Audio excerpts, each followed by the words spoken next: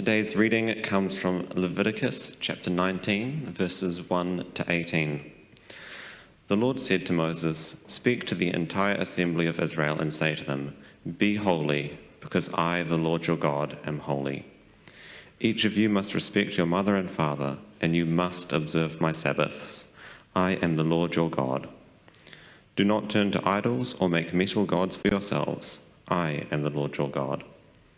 When you sacrifice a fellowship offering to the Lord, sacrifice it in such a way that it will be accepted on your behalf. It shall be eaten on the day you sacrifice it, or on the next day. Anything left over until the third day must be burned up. If any of it is eaten on the third day, it is impure and will not be accepted. Whoever eats it will be held responsible because they have desecrated what is holy to the Lord. They must be cut off from their people. When you reap the harvest of your land, do not reap to the very edges of your field or gather the gleanings of your harvest. Do not go over to your vineyard a second time or pick up the grapes that have fallen. Leave them for the poor and the foreigner. I am the Lord your God. Do not steal. Do not lie. Do not deceive one another. Do not swear falsely by my name and so profane the name of your God. I am the Lord. Do not defraud or rob your neighbor. Do not hold back the wages of hired workers overnight. Do not curse the deaf or put a stumbling block in front of the blind, but fear your God. I am the Lord. Do not pervert justice. Do not show partiality to the poor or favoritism to the great, but judge your neighbor fairly. Do not go about spreading slander among your people. Do not do anything that endangers your neighbor's life. I am the Lord. Do not hate a fellow Israelite in your heart. Rebuke your neighbor frankly, so you will not share in their guilt. Do not seek revenge or bear a grudge against anyone among your people, but love your neighbor as yourself. I am the Lord." Please turn to your neighbour and share what stood out to you from the reading. Good morning, everyone. Am I on? Are you hearing me? Great. It's a bit like cutting into the piece this time, I reckon. There's this buzz going on, and I never know quite when is the moment. But what things stood out to you from that reading? I'd love to hear from a few people. What struck you? 3 days. The meat. The meat after 3 days, yes. That's a waste of food. I mean, surely there was a lot of people that couldn't afford. Yep. I'll talk about that in a moment. Anybody else? It was a very pedantic God. A very pedantic God, yes. My one was the don't curse the deaf, don't put a stumbling block in front of the blind. And I've always read it like that. And I was telling you guys today, it's the idea of don't do things to others when they don't notice. It's not so much just deaf and blind, but that idea of what you do when people don't notice is just as important. Yeah, what you do when people don't see you is important. Yeah, very good. Thank you, Jessica. Don't worship metal idols. Yes. Which of course used to be coinage. True. Indeed. Nikki. I was thinking you don't very often hear the 10 Commandments read out in church. Right. It's interesting though, it is the 10 Commandments, but it's a complete reordering. And the first one is respect your mother and father, right up in front. Yeah, the 10 Commandments, we often go to Exodus, where they were first given, but they're also listed pretty much word for word in Deuteronomy. But you're right, Pippa, in this chapter, we get the 10 Commandments in a different form, in a different order, with extra bits in there as well. Okay, anyone else? David? I think how we used to pray in our liturgy, write all these thy laws on our hearts, we beseech thee. What other way is there? Yeah, we need it on our hearts, don't we? Yeah, thank you.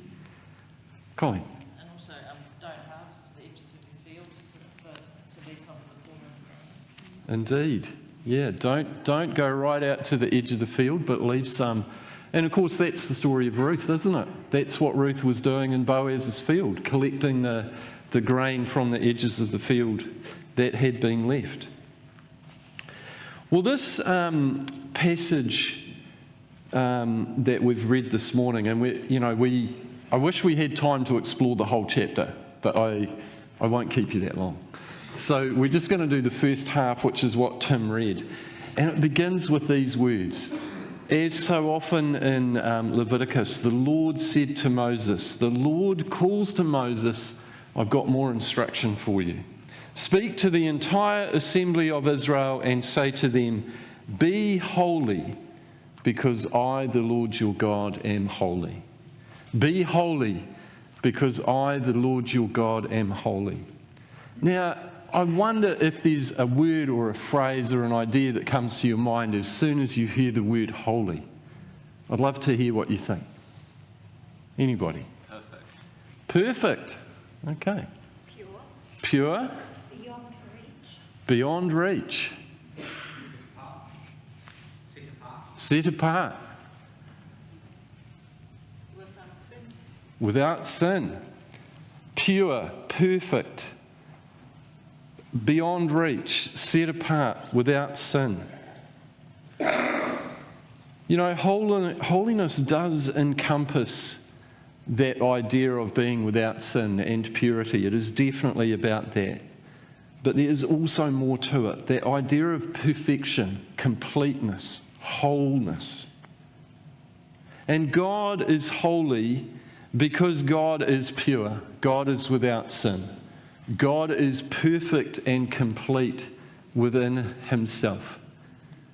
There is no sense in any way where God is lacking anything, where God needs anything from anyone else or anything else. God is perfect and whole and pure and complete. And God calls the Israelites, he's called this people together to be his people, to represent him on earth. And so he calls them to be holy as he is holy, so that he can represent what it is to be holy to the nations around. Now remember, Israel is in the midst of a range of nations who are very different. They are pagan people. They worship many gods. So if you're a farmer, you worship, you make sacrifices and you pray to a God who's going to bless your harvest. If you've got a sick person in your family, you make sacrifices and you pray maybe to an idol in the hope that this person will be healed. There was ritual prostitution involved in their temple worship in the pagan nations. And God calls the people of Israel to be set apart, to be different, to demonstrate and live out a holy life as a people of God in order that the nations around might come to see who this God is. Now, I just want to talk briefly. I'm not going to go into too much detail here, but there's so much when you read the book of Leviticus about clean and unclean, and I talked a little bit about this last week. The idea of being clean is not the same as being holy. So in Leviticus, clean and unclean are not, it's not about dirtiness, and it isn't about sin. It's about fitness for worship. And one of the people I've been reading this week, what he suggests is that there are some categories of things that are permanently unclean. Like earlier in Leviticus, he talks about animals that are unclean, and you're not supposed to eat them.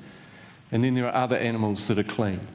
And there are types of diseases that are unclean, and they will always be unclean.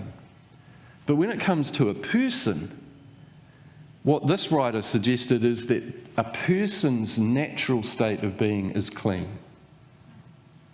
But in the course of life, we touch dead things, or we encounter situations where we become unclean. And so we need whatever is mandated around that situation, a washing and a waiting before we go back to the temple, and then we are clean. So we have in our natural state being clean, and then we have unclean. And as I said, some things are always unclean, some things can become unclean, and we as people can become unclean. But all of that is different to being holy, because being clean is kind of our natural state of being. But to be holy is to be completely different, to be set apart, to be dedicated to God. And God says to the people of Israel, I want you to be holy. It's not just about doing the normal stuff. There's to be something distinctive about you. You are set apart to bear my name in the midst of the nations around you.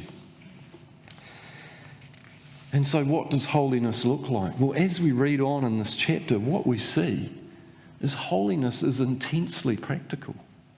It's grounded in the everyday situations of life. It's not something that kind of, although it is about being set apart, it isn't apart from our everyday life. You know, sometimes when people use the word holy, what comes to mind is, you know, that saying, too heavenly minded to be of earthly use. You've heard of that? Sometimes when you think of someone who's holy, that's what people are thinking of. But holiness entails every aspect of our lives. And at the beginning of this chapter, we see it begins in the home. Respect your mother and father. And most Israelites lived in small communities in kind of extended family units. And so, you know, a lot of us would be living with our parents. And respect for them is an important part of holiness. It involves worship. And so we're told, respect the Sabbath. Don't make for yourself metal idols. And then there's this instruction about the sacrifice. Now, part of it is that the eating of the meat that went with the sacrifice was part of the whole thing. And it was intended to be eaten with the priests or with God. That's kind of what it was about. It was a fellowship meal. And so part of it, I think, is that the longer it was left, the worse the meat would get. But also there's a sense that it's no longer tied to this act of fellowship with God and offering to God. And some of God's laws can sometimes seem a bit arbitrary.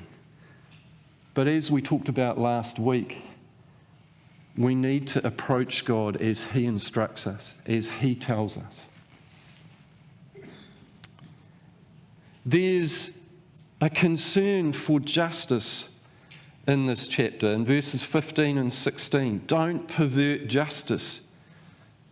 And you know, we've got this system of law courts and judges and lawyers and crown solicitors and defence lawyers and all of this.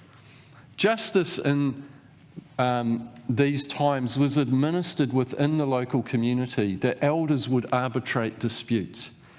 And God says through Moses, don't show partiality in judging people. Don't favour someone who is wealthy and has influence in the community. But by the same token, don't show bias to the poor. Justice is to be administered equitably and without any sort of partiality. But there is also a deep concern for the poor and the vulnerable here. And, you know, that thing about not harvesting to the edge of your field was so that the poor among you and the foreigner, because these are people that can't own their own land, so they've got no ability to grow their own crops themselves. And so those who did, those who had land and crops, were instructed, when you harvest, don't go right to the edge of the field, and then don't go around and get all the gleanings from what you've left. Allow those people that have nothing to come and do that. Now, farming practices today have changed and our society has changed. There are probably other ways we can help to feed the poor in our community these days, and I'll touch on some of this later.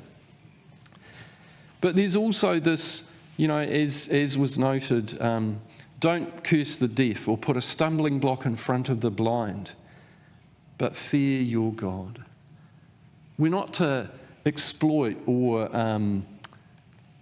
treat people who are disabled or vulnerable with less dignity than we want to be treated ourselves. Now, there's a word that comes up in the second half. Have we got the... can you put the last slide up? Or maybe you picked it up anyway when you were listening. Actually, if we can go back, maybe one slide, sorry. There's a word that appears on that slide a couple of times, and as we read it, you may have heard it more than once.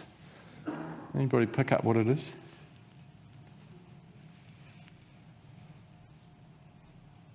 Neighbour. Neighbour. Don't do this to your neighbour. Do this for your neighbour. It comes up several times, beginning in verse 13 and then repeatedly throughout the rest of it. Part of holiness is about the way that we treat our neighbour. And of course, as we think about the New Testament, we're going to have a whole conversation in a moment about who is our neighbour. But there's another phrase that's repeated throughout this. And I won't get you to look at the screen, I'll just tell you. I am the Lord your God. Comes up at the end of verse 3, at the end of verse 10, at the end of verse 12, at the end of verse 14, at the end of verse 16, at the end of verse 18. Because remember, this is how it begins. Be holy as I am holy. I am the Lord your God. And so, it might seem that this is a random collection of instructions, but the common theme is God is saying, I want you to be like me. And in doing these things, you will reflect my character and the way that I act and behave towards humanity. So it isn't just this random collection. It's about demonstrating to the world around them what God is like.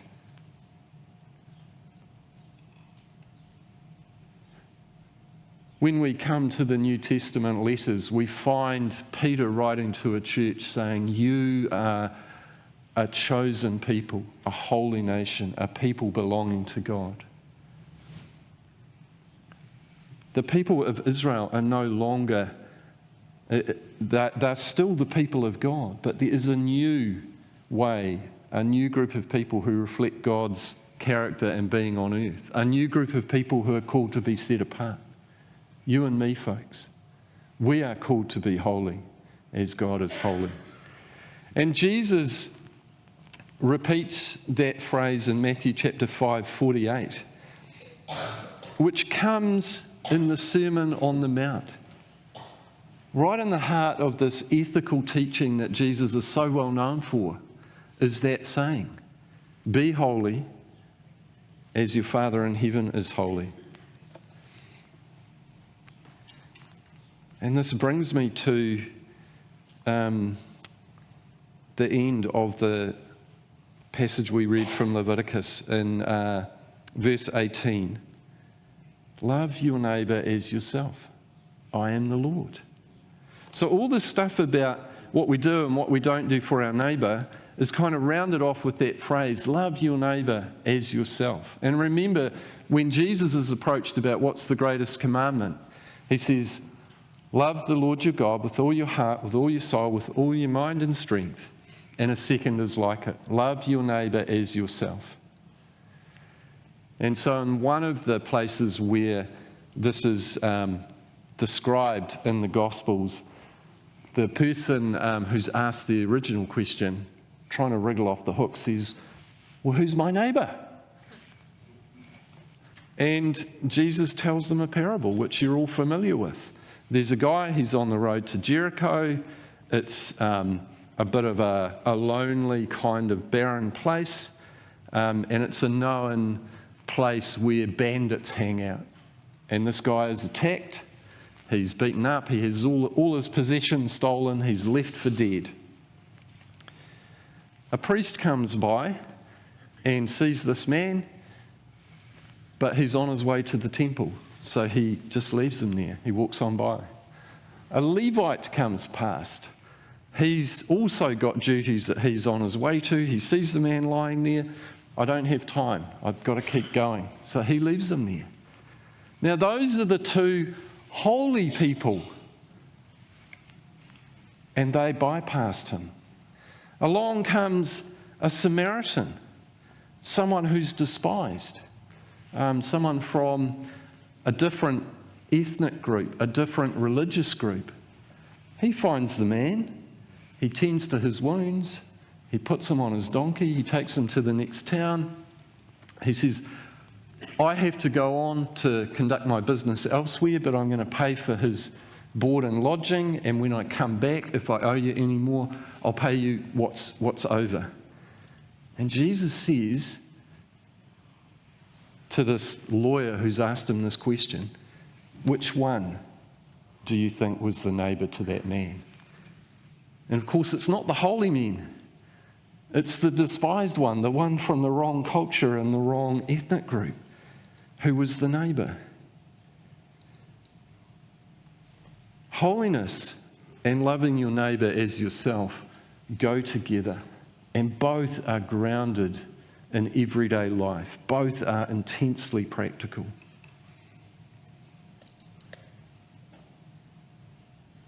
Holiness means acting with honesty and integrity in the workplace.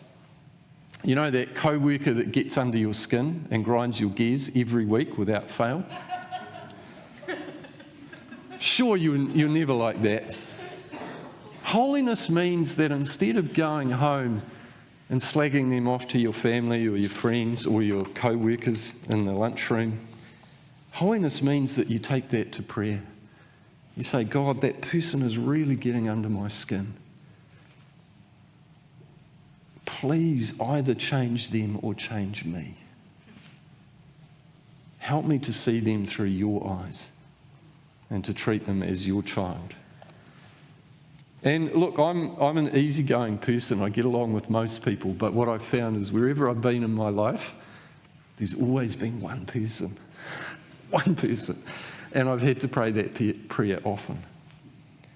You see, we are called to be holy, complete, whole, as God is holy, complete, and whole. And God is a God of peace and reconciliation.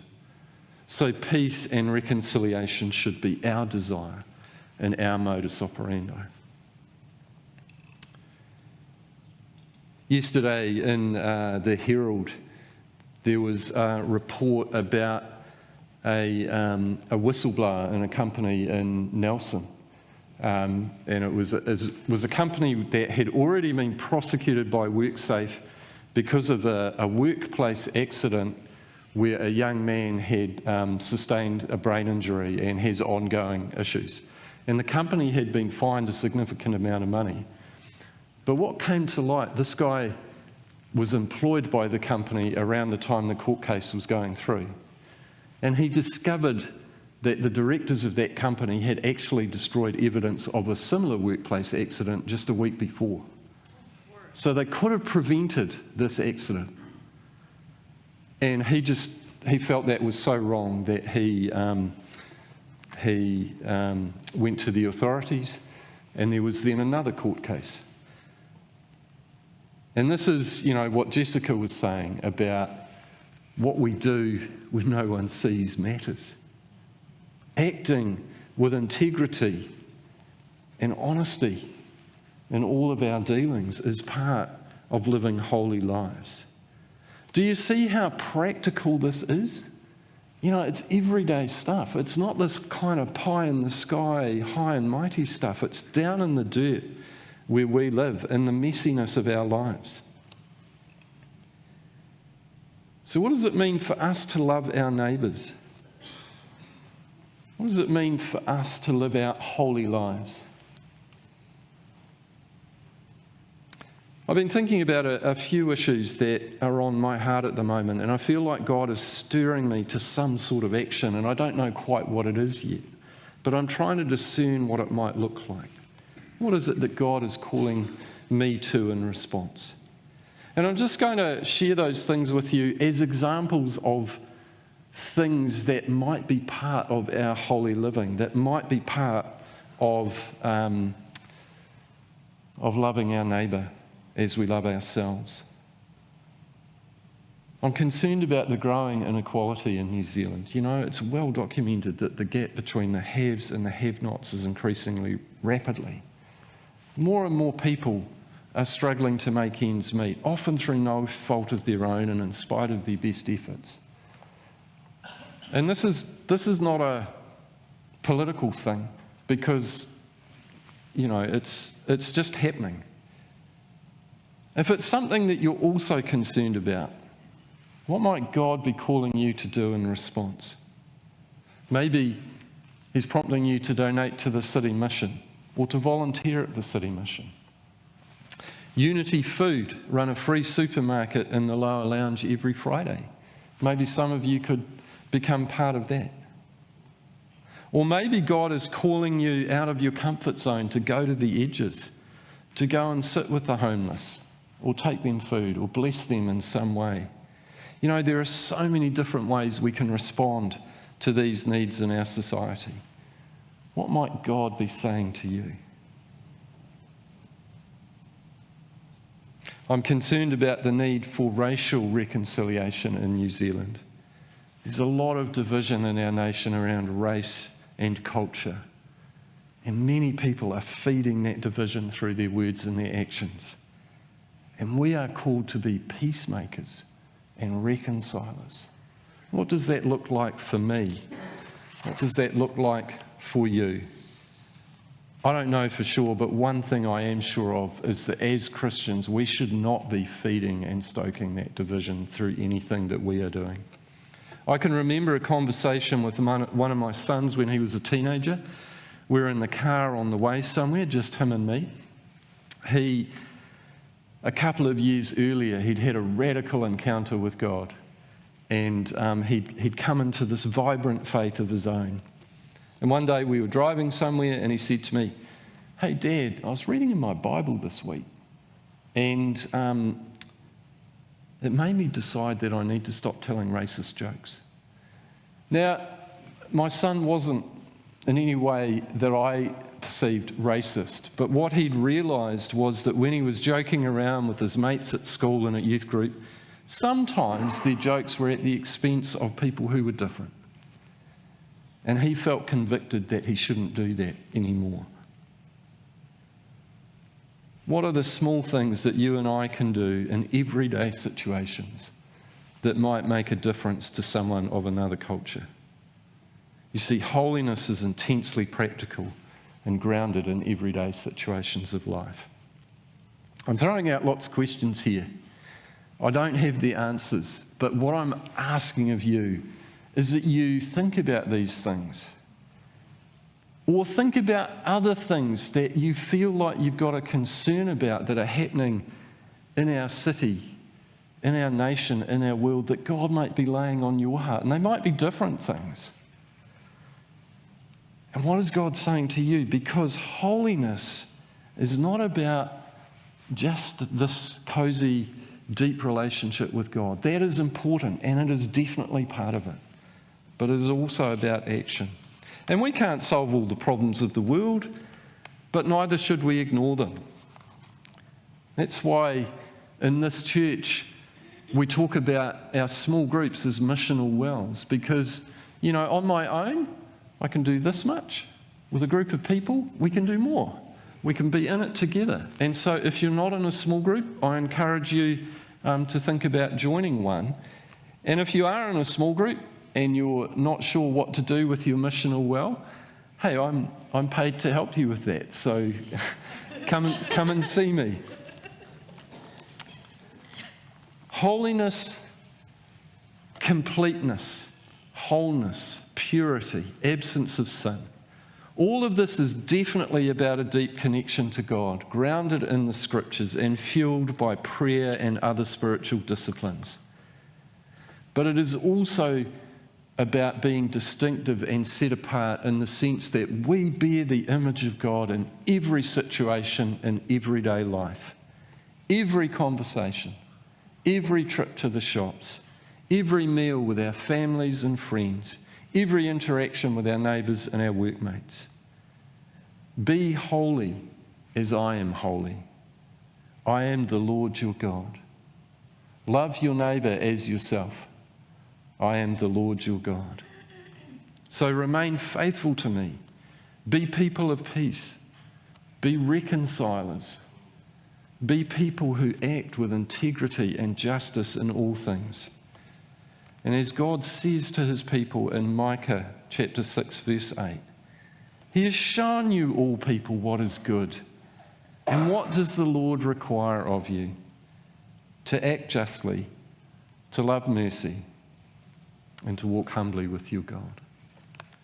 Let's pause in a moment to pray.